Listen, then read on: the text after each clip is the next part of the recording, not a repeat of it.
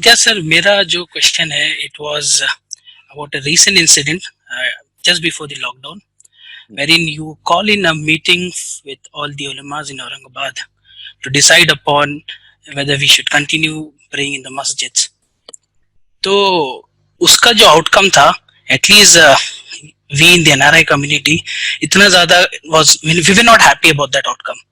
So I just wanted to know, Miss, what were your expectations from that meeting, and is there any learning from that meeting for you?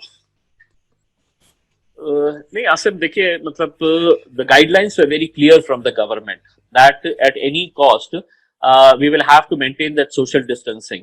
और मतलब मस्जिदों के अंदर आपको तो पता है कि मतलब कितने लोग आते हैं करके, रमजान भी आने वाला था. And it was a very, very tough decision for us also to take that call. Like nobody could have ever imagined कि हमारी मस्जिदें बंद हो जाएंगी करके उसमें. But then it was a question of human life. And तो ये एक सिर्फ पॉलिटिकल डिसीजन था, ऐसा नहीं था कि गवर्नमेंट ने कहा कि आपको ये बंद कर देना चाहिए. We thought if we really want to implement that, then we will have to take all the ulemas into confidence. तो मैंने मेरे घर के ऊपर ही सारे जितने भी उलमाए दीन हैं इनको सबको बुलाया था, और मैंने सोचा था कि ये फैसला मेरा नहीं रहेगा, ये फैसला उन लोगों का रहेगा उसके अंदर. I was just a mediator between the government and the Ulema. And if they had taken a call कि नहीं भाई हम तो करेंगे करके उसमें, तो लेकिन अल्हम्दुलिल्लाह ये हुआ कि उस वक्त का सिचुएशन इतना था.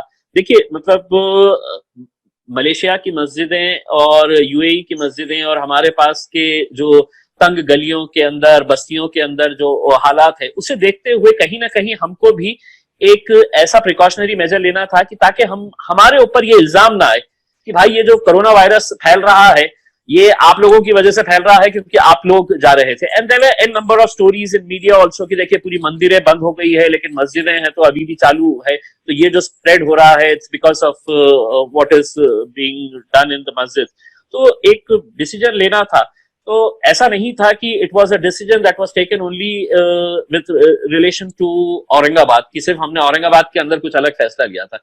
It was a decision that was taken अल्हम्दुलिल्लाह. मतलब आपने देखे होंगे कि मतलब अगर हमारे दुनिया की सारी मस्जिदों के अंदर अगर ये फैसला लिया गया था और हिंदुस्तान के बड़े बड़े उलमाओं ने इसके ऊपर फैसला कर दिया था.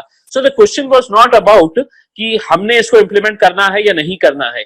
The question was how are we going to go about it, कि लोगों ने अपनी इबादतें भी करे और ऐसे टाइम के ऊपर ये जो भी गवर्नमेंट का एक ये आया हुआ था उसको भी रिस्पेक्ट करते हुए करे. और मैं समझता हूं कि उस वक्त अगर ये फैसला नहीं लिया जाता तो उस वक्त किसी को ये नहीं पता था उसके अंदर, even I was not aware कि मतलब how serious this virus is going to B.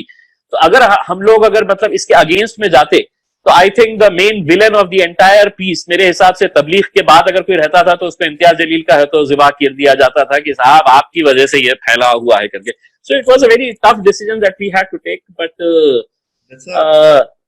लेकिन एक अच्छी चीज आसिम ये हुआ है कि आप ये समझ रहे होंगे कि मैं समझता हूं कि इंशाल्लाह जब दोबारा मस्जिदें खुलेगी तो आप देखेंगे कि वहां पर जो हमारी सिर्फ 2 या 3 सफ़ें हुआ करती थी, अल्हम्दुलिल्लाह इसके बाद आप देखेंगे कि मस्जिदें बहुत अच्छी तरीके से आबाद होगी, क्योंकि इस दौर के अंदर हमने अपने घरों को जो मस्जिदें बनाई है वो अल्हम्दुलिल्लाह एक बहुत अच्छा एक मैं समझता हूँ मूव था.